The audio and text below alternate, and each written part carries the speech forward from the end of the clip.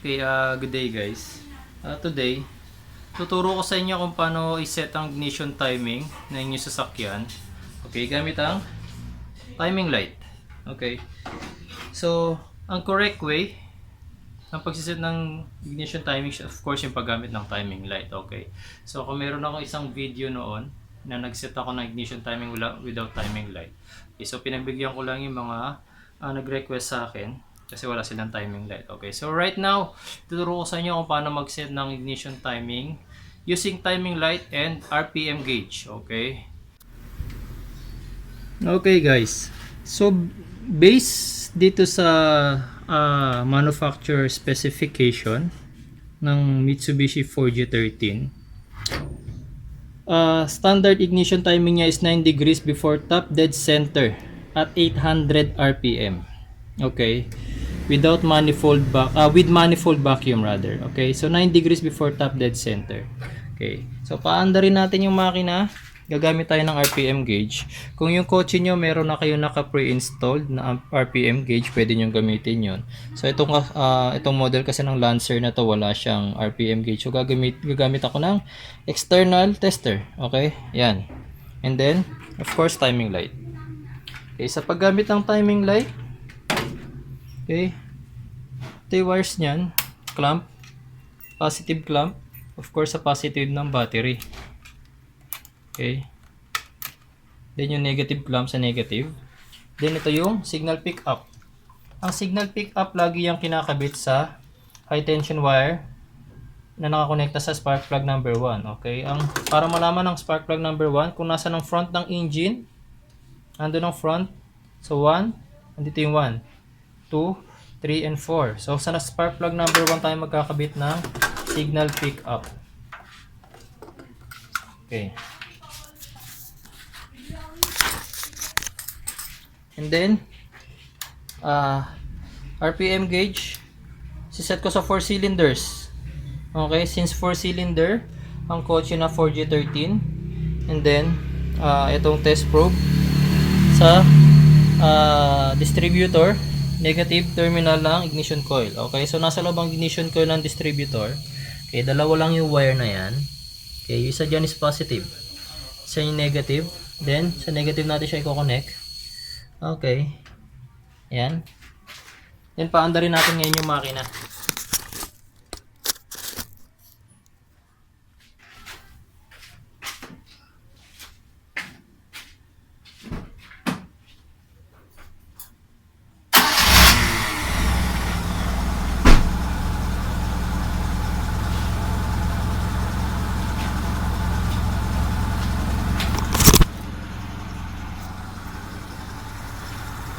Okay guys, so kapag nag-adjust tayo ng ignition timing and sinet yung RPM, kailangan nasa normal operating temperature ang makina. Okay? Normal operating temperature. Hindi pwedeng nasa cold pa lang siya tsaka tayo mag-a-adjust kasi pag uminit yung makina, tataas pa yung RPM. Okay? So, dapat nasa normal operating temperature siya. So, as of now, nasa 650 RPM siya. Okay, 670. Okay, so i-adjust muna natin yung kanyang idle speed. Okay. So yung adjustment para sa idle speed. Okay, so i-adjust lang natin yan.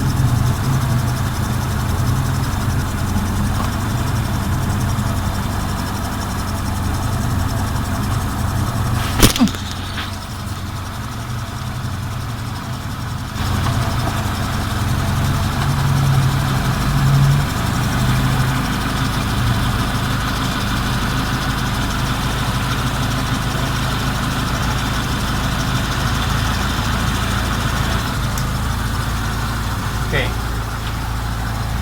Yan, 800 RPM.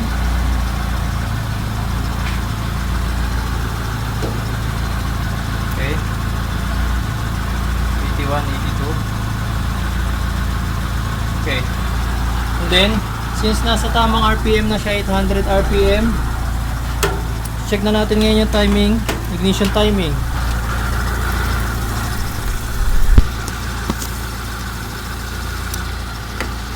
Okay. So kanina nilagyan ko na ng timing mark yung aking crankshaft pulley.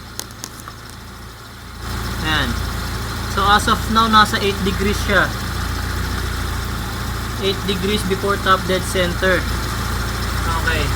So kailangan natin luwagan yung distributor para maset natin siya 9 degrees. Kapag sinabing with manifold vacuum guys, ibig sabihin nakakonekta yung hose na to. Itong vacuum advancer. Yan. Okay. Ito yung ported, ito yung manifold. Okay?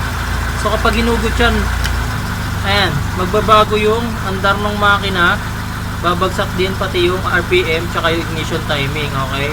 So pakiramdaman nyo dapat may vacuum ang hose na yan. Ayan. Okay? Dapat may vacuum yan. Okay? Siya yung nakakonekta. Okay. So 9 degrees before top dead center, right? So luluwagan natin yung dalawang tornilyo. Ito.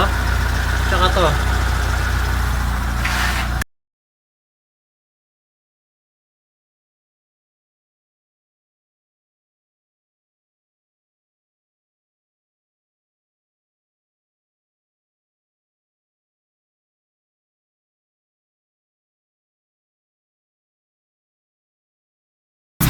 Guys, so tapos pag naluwagan na, pwede na nating mapihit-pihit ang distributor ngayon.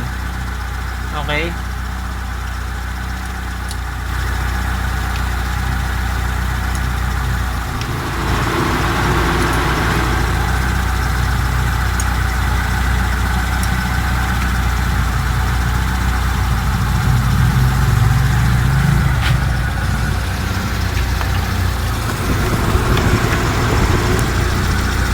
Okay, sa 8 degrees siya.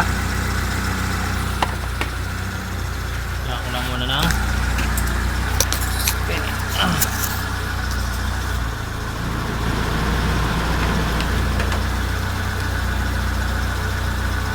Abang gamit ang timing light guys, tsaka nyo pipihitin ngayon yung distributor para makita nyo kung nasa-set siya sa tamang timing.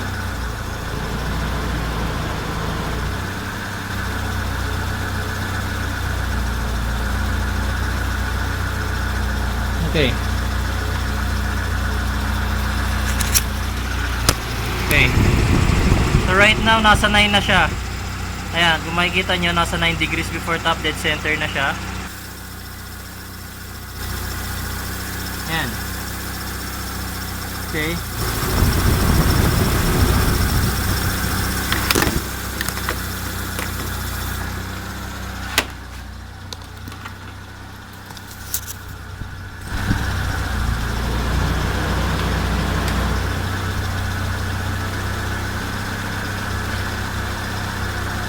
Pag na-set nyo na siya sa tamang ignition timing, pwede nyo nahigpitan yung tornilyo ng distributor.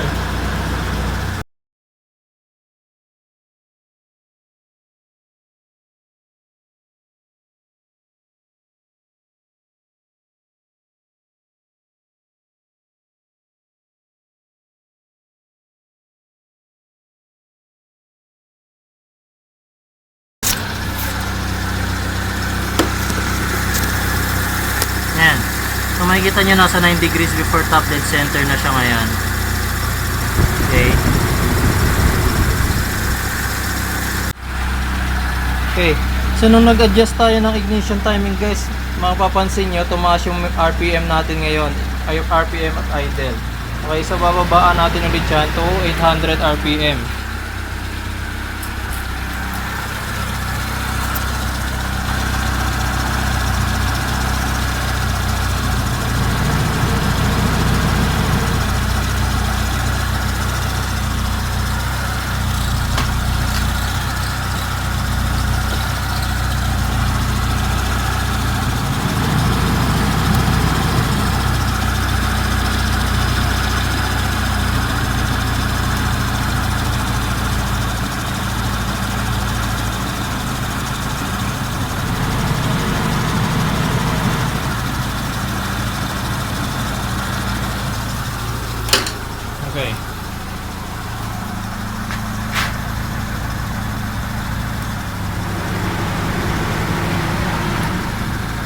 Okay, so yan, 800 RPM na siya.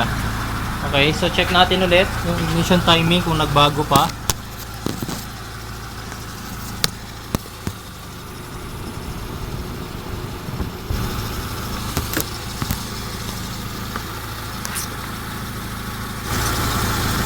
Okay, so hindi na siya nagbago. 9 degrees before top dead center pa rin siya. Okay. Okay guys, so ganun lang mag-set ng ignition timing gamit yung timing light. Okay. So mas maganda gumamit kayo ng timing light pagka nag-set na ignition timing, okay? Para mas accurate tsaka mas magiging maganda yung response ng makina nyo.